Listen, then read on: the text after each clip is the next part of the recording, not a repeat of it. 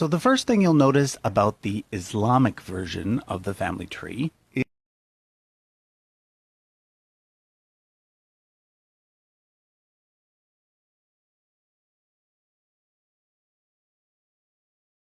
a lifelike depiction of the Prophet Muhammad. Well, generally speaking, this rule applies to all of the Islamic prophets, not just to Muhammad. So that's why I've chosen to use icons made out of calligraphy instead. And by the way, the artwork was done by my good friend Siawish from the Islamic History channel Al Muqaddimah. So shout out to him for his great work. Like the biblical family tree, the Islamic version starts with Adam and Eve, the first man and first woman, although in Islam, Eve is usually called Hawa. Another major difference that I should point out is the fact that the 25 individuals highlighted on the Islamic chart are all considered to be prophets, whereas on the biblical chart, the word prophet is only used for certain individuals, such as Moses or Elijah. So, for example, in Islam, Adam is seen as being a prophet, whereas in according to one Islamic tradition, Adam and Hawa had two sets of twins, a boy named Kabil, who had a twin sister named Iklimia, and a boy named Habil, who had a twin sister named Layuda. Those familiar with the Bible will recognize the two boys as being Cain and Abel. Anyhow, Adam arranged for Kabil to marry Habil's twin sister, and the story goes, Kabil got angry because he was more attractive, for he wanted to marry. This, along with other reasons, eventually led to Kabil killing his younger brother. Thus, the goes through a third brother.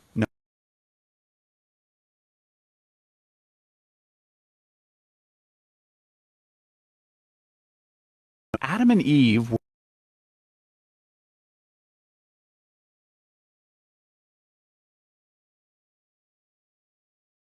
had many other children beyond those listed by name, and therefore Seth would presumably have married one of his sisters.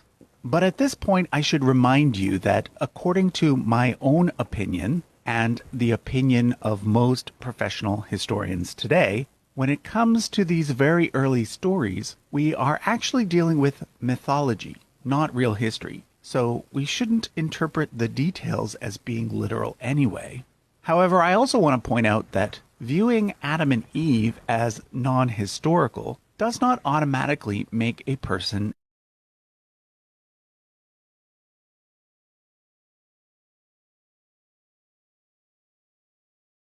a pretty important book.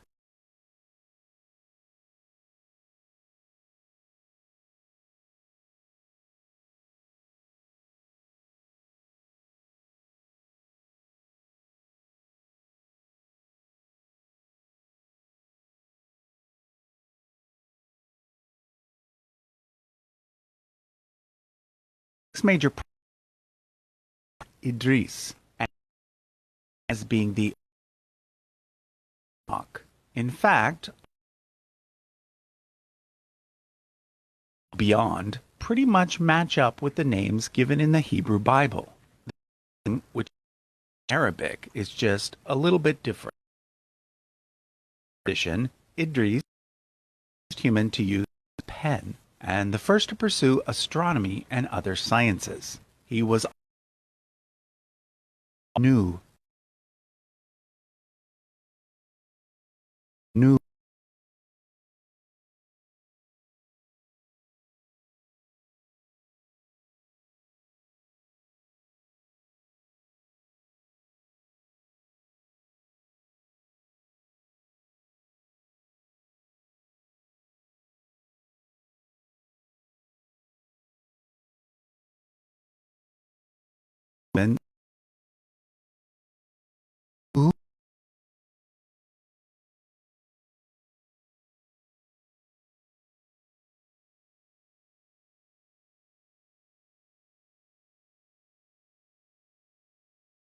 version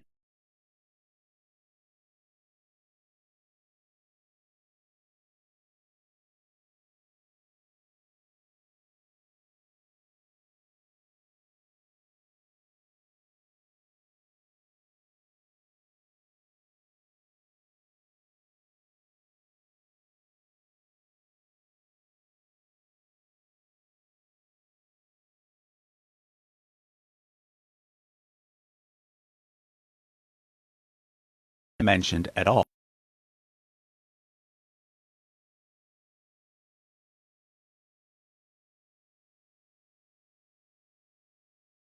Give them a sign from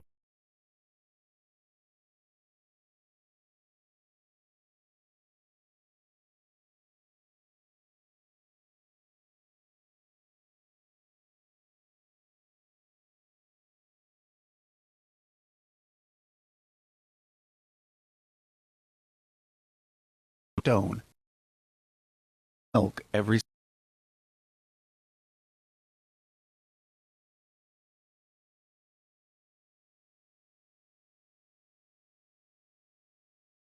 are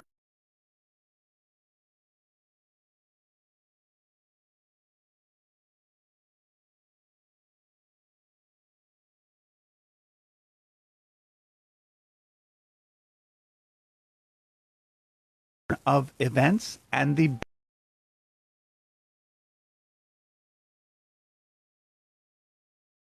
two main sons,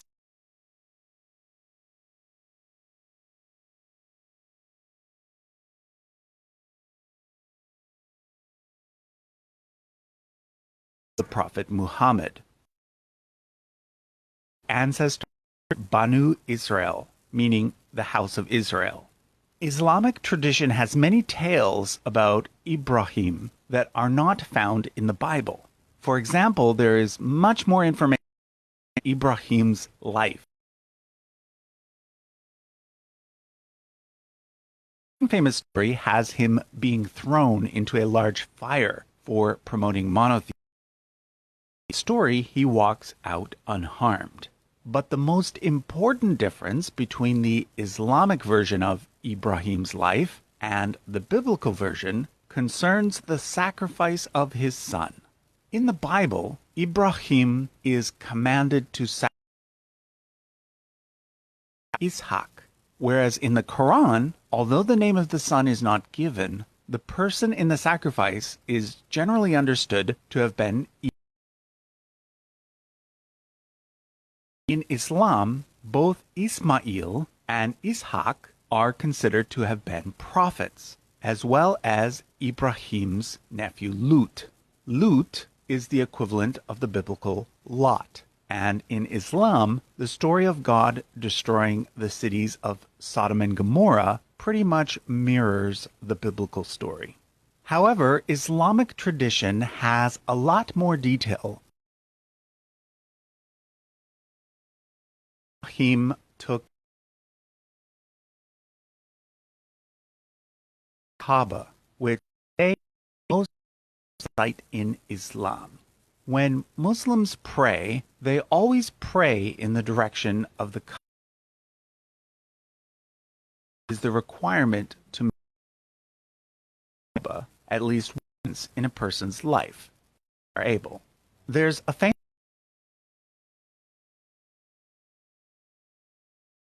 Ibrahim Ismail with his Hagar in Mecca. Hagar asked, "Who will take care of us?" To which Ibrahim replied, "Allah will." After they are left alone, they eventually run out of water, and Hagar runs between two nearby hills, Safa and Marwa, 7 times, searching for water. When she returns to Ismail empty-handed, a suddenly appears, which is now known as the Zamzam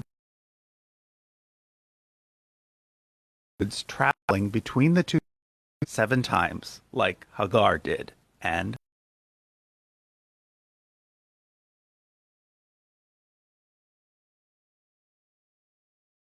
of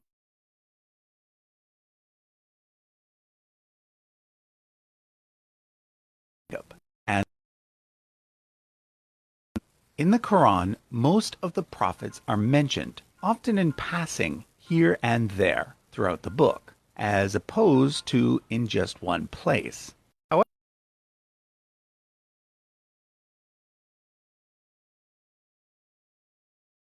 the Quran that deals with Yusuf is one of the most detailed narratives in the whole book. Generally, the story follows that of the biblical account, with a few extra details. Basically, Yaqub had 12 sons. Yusuf was his favorite. His other brothers were jealous and ended up throwing him in a well, where he ends up being sold as a slave to Egypt, to a man named Al-Aziz, who in the Bible is known as Potiphar. Years later, Al-Aziz's wife becomes infatuated with Yusuf. In Christian tradition, the name of Potiphar's wife is not given, but in Islamic tradition, it is Zuleika. Because of Zuleika, Yusuf is eventually put in prison, where he ends up becoming known as a person who can interpret dreams. To make a long story short, he ends up correctly interpreting the dreams of the pharaoh, for which he is then made vizier, or prime minister, of the entire country. The next two prophets do not come from the line of Yaqub. Islam, Ayub, who is known as Job in the Bible, is thought to have been a descendant of Yaqub's brother Al-Alyas, aka Esau, whereas Shoaib is thought to have been a descendant of another son of Ibrahim, known as Madian. Interestingly, although Islam originated in Arabia, only 4 of the 25 prophets named in the Quran lived there. Shoaib is one of those 4, the others being Hud and Salih, who I mentioned earlier, and of course, Muhammad. I should also mention that although only 25 prophets are mentioned in the Quran, it is traditionally understood that there were about 124,000 prophets. So perhaps there were more in Arabia that were simply not mentioned. Anyhow, most scholars believe that Shoaib is the person Jethro. He was a priest in the land of Midian, which is located next to the Sinai Peninsula, and it was his daughter Sephora, in Hebrew Zipporah, who became the wife of the next major prophet of Islam, Musa. Musa, better known in the English-speaking world as Moses, was the third of the 5 Ulul Azmi, or arch-prophets. And in fact, his name is mentioned in the Quran more than any other prophet, showing up a total of 135 times. Musa and his brother Harun, known in English as Aaron, are primarily associated with the Exodus story. I won't go through that story in this video, because most people are already familiar with it, and on Moses next week. But I will mention that Musa is the first of 4 prophets to be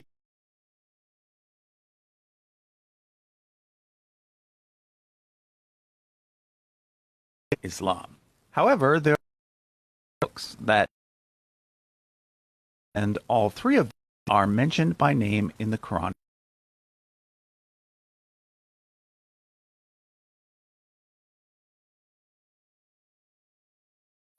Because of his association with the Torah, Musa, or Moses, is of course one of the most important prophets in Judaism, and is in fact generally considered to be the founder of the Jewish religion.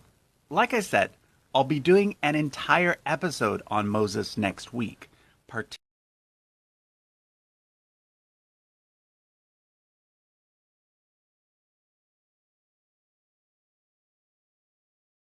most mysterious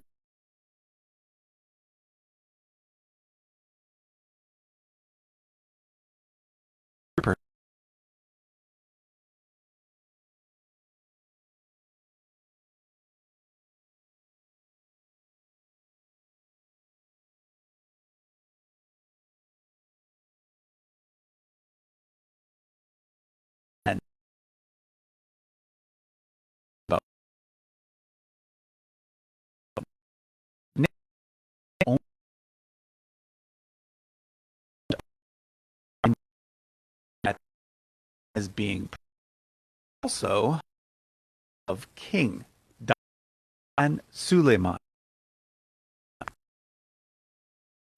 This father and son pair descend from a son Yaqub named Yahuda, or whereas Musa and Harun come from a son named Lawi, or Levi. Musa, Dawood is associated with a specific holy book, in this case a book called the Zabur.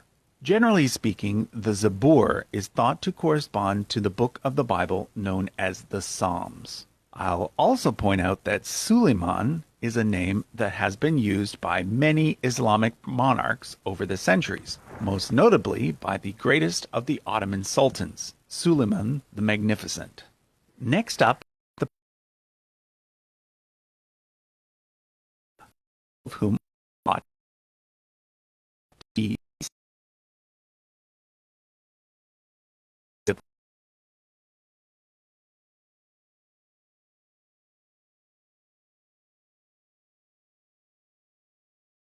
of an Israelite king named Ahab.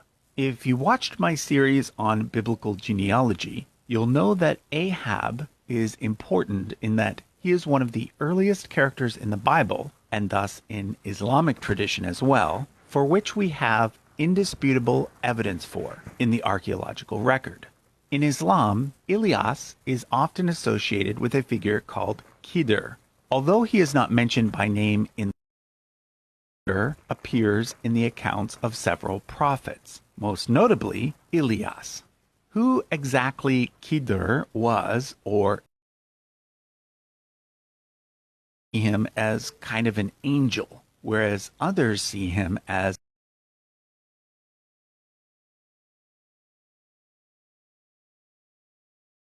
considered to be one of the Islam is generally of the two most important prophets in Judaism, the other being Moses.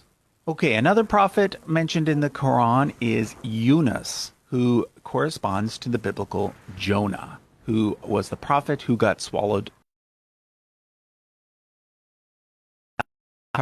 Yahya and Isa, all characters who appear in the Christian New Testament, not in the Hebrew Bible, which Christians call the Old Testament.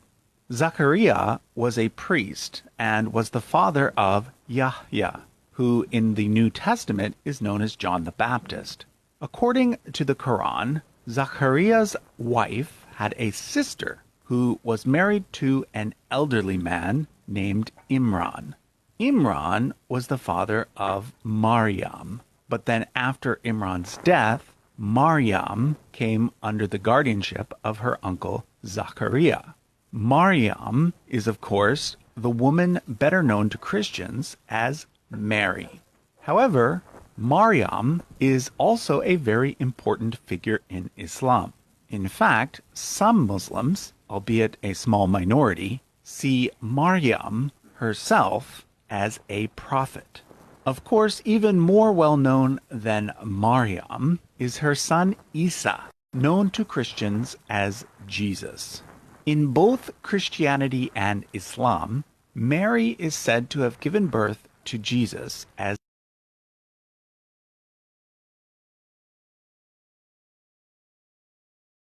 was did not have a father. So for Muslims, Isa is not the Son of God. He is, however, considered to be the Messiah and one of the 5 arch-prophets. He is said to have received the 3rd of the 4 holy books of Islam, a book called Injil. Injil means gospel, and Muslims believe that there was once an original gospel,